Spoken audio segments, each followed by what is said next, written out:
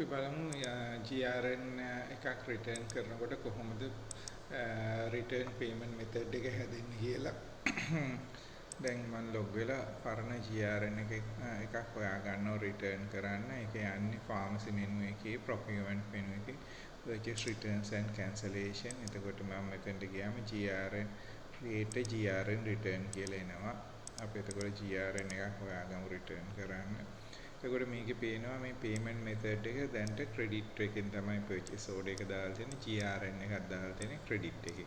එතකොට අපි මෙතන create return කියන එකට ගිහිල්ලා click කරන්න පුළුවන්. එතකොට හැදෙනවා අපිට return එකක්. එතකොට අපිට එන payment method එක ඉබේම එන්නේ credit කියන එක select වෙලා අපිට අවශ්‍ය නම් මෙතන වෙනස් කරගන්න පුළුවන්. ඒ වගේම අපි බලමු direct purchase වල ඒකත් procurement ගිහිල්ලා purchase return and cancellation කියන එක direct purchase යටතේ create purchase return කියලා තියෙනවා. ඒකෙත් අපි return කරන්න එකක් අපි බලමු.